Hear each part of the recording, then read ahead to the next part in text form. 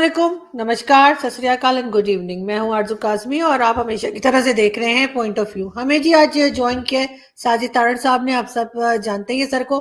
बहुत शुक्रिया सर कि आज आपने ज्वाइन किया है और आपकी माहिराना राय हमें चाहिए होगी कि आखिर इमरान खान साहब इस टाइम पे जबकि रशिया और यूक्रेन में इतनी सख्त टेंशन चल रही है और उन्होंने एक तरह से वॉर भी डिक्लेयर कर दी है, वो रशिया में क्या कर रहे हैं, क्यों गए हैं, इतने ज्यादा लोगों को लेके क्यों गए, सारे मिनिस्टर्स और मीडिया और पता नहीं क्या। और दूसरा, जब वो उतरे हैं प्लेन से तो इमरान खान साहब का कहना था कि जी बहुत एक्साइटेड है वो वहां पहुंचकर रशिया में। तो ये बच्चों जैसी हरकतें और अजीब सी बातें, क्या आपको लगता है कि रशिया से कुछ मिल पाएगा इनको? देखिए, रशिया से मिलना तो खैर बहुत दूर की बात है। दर हकीकत जो वॉशिंगटन डीसी, जो वेस्ट इस वक्त देख रहा है, ये चाइना ने अमेरिका के जो उसकी दुश्मनी में या जो चीजें चल रही हैं अमेरिका चाइना में, ये सारे इस रशिया दौरे के मूजब जो थे वो चाइनीज है।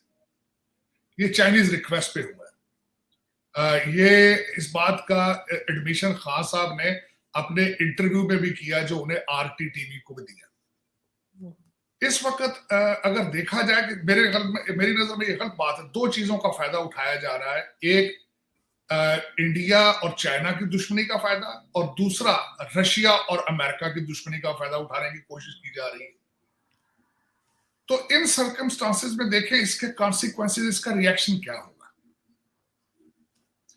क्वेश्चन मार्क ये है कि इसके रिएक्शन को पाकिस्तान बर्दाश्त कर पाएगा।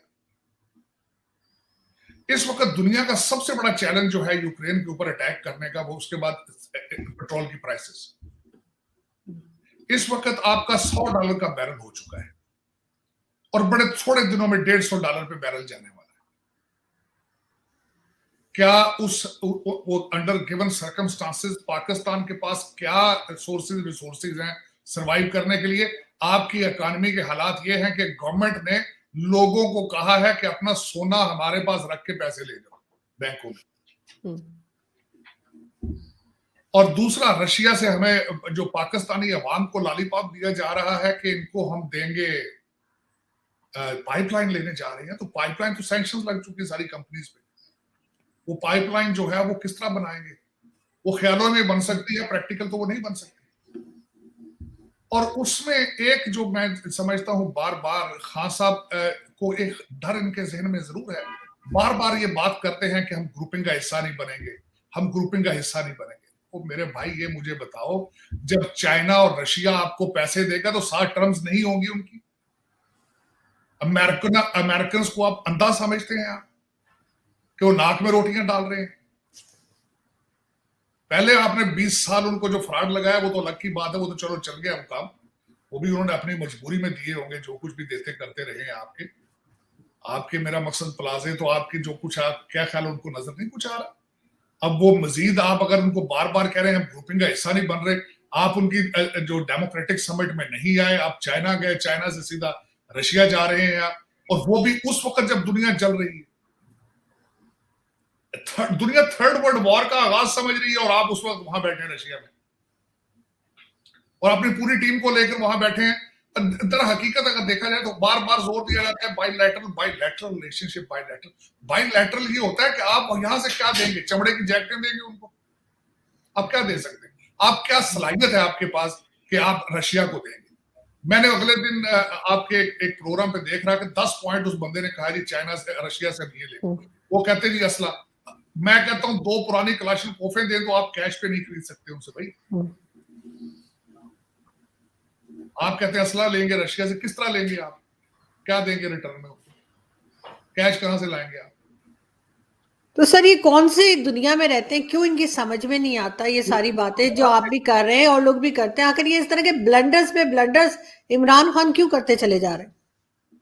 बस असल में कोई सबसे मैं जो हैरान हूं इस बात का, इतना बड़ा रिस्क लेना कि पूरे मुल्क को एक ऐसे चैलेंज में डालने लगे।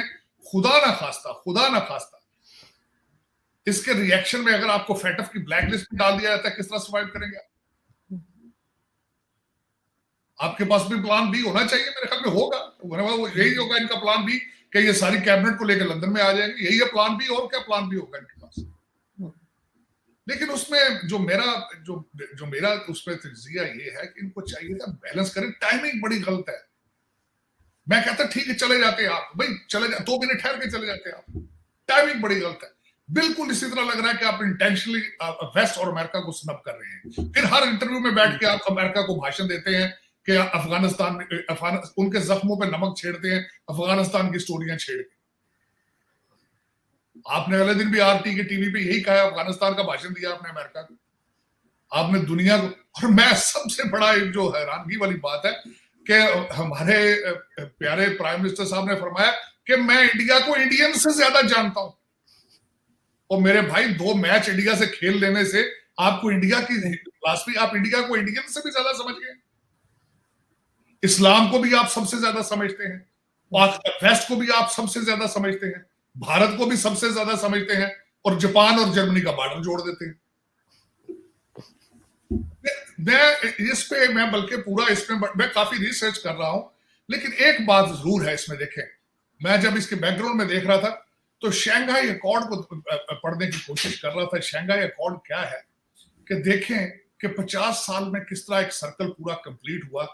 अमेरिका को चाइना के पास लेके जाने वाले पाकिस्तानी थे, और आज पाकिस्तानियों को चाइना रशिया के पास लेके जा रहे हैं।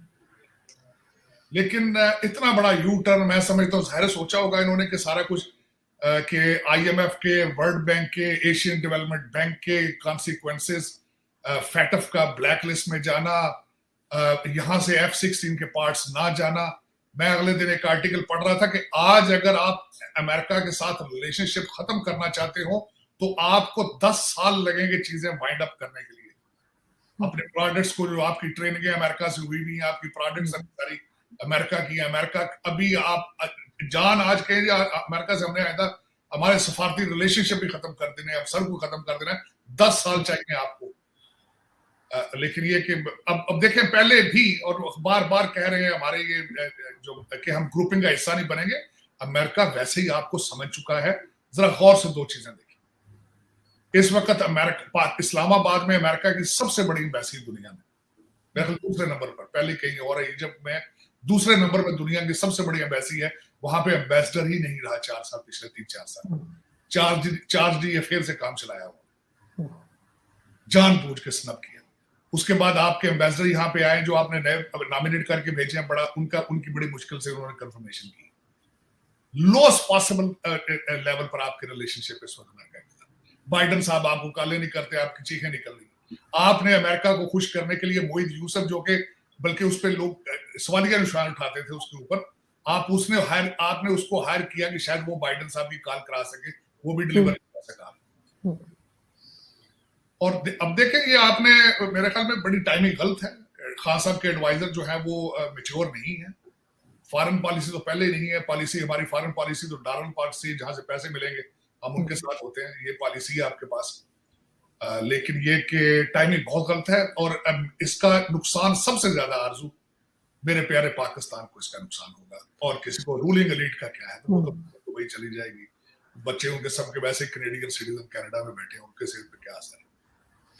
नहीं सर, आप बिल्कुल ठीक कह रहे हैं, लेकिन रशिया के ऊपर भी तो सैंक्शंस लगने लगी हैं, तो इनके ख्याल से जिस कंट्री के अपने ऊपर सैंक्शंस लग रही हैं वो इनको कोई पैसा दे सकेगा, या वो कोई इनको पाइपलाइन दे सकेंगे, या कोई और प्रोजेक्ट इनके साथ कर सकेंगे?